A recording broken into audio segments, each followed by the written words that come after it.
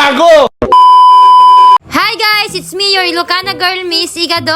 Aalis na nga pala kami ng Isabela. Sa Manila na nga pala kami titira. Hindi na nga ako nag-ayos guys kasi nga babiyahe lang naman kami. Nag-sunscreen na nga lang ako ng Adarna. Simple nga lang din yung outfit natin. Pang bahay nga lang. Ay apo. Sinundo na nga namin yung mga kasama namin. Si Shanghai Boy at si Miss Chinita Iya. Ang aga nga namin nagbiyahe, mga 6 a.m. Yes po, opo. Tama po yung narinig nyo. Sa Manila na po kami titira. Ayaw na namin sa Isabela. Uy, magsi-city girl at city boy na kami guys. Nakakalungkot nga at iiwan na namin yung Isabela. Ang daming memories dito guys. Pero syempre, para sa pangarap, kumain nga lang pala muna kami dito sa May Jadi at nagugutom na nga din pala kami. At ayan na nga, tulog na nga si Miss Chinita Iya nyo at inaasar pa nga siya ng kanyang jowa. Ay apo talaga nila lalaki oh.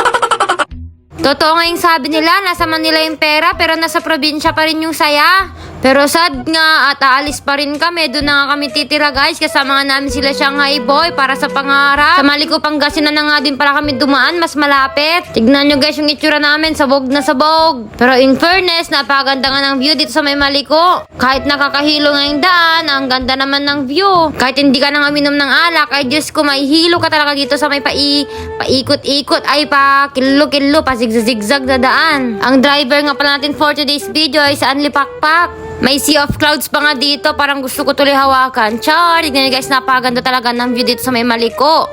Parang nasa ibang bansa. After nga namin nagmaliko at nakapasok na nga kami sa expressway, ay kumain nga pala muna kami dahil nga pang lunch na namin to at nagugutom na nga kami ng bongga.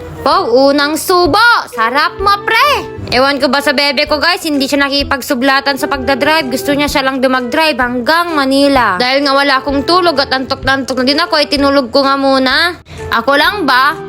Ako kasi sa expressway lang ako natutulog.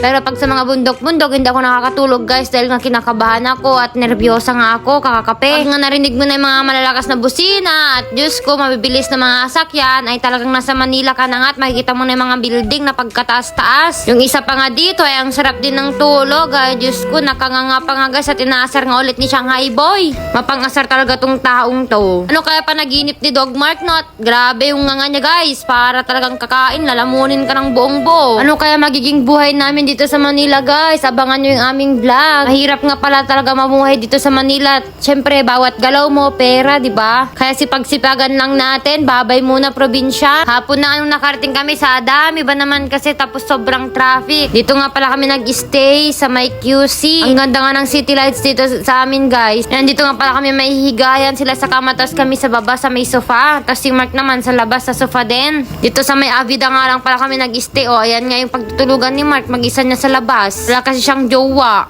Nag-food panda na nga lang pala kami ng aming kakainin kasi nga wala na kaming oras para magluto pa. At sobrang gutom na din kami at pagod na pagod kami sa biyahe. Mang-inasal nga lang pala in order namin at para makarami kami ng rice at para mabusog kami ng sobra. At ayan na nga, unang gabi ngayon dito sa Maynila.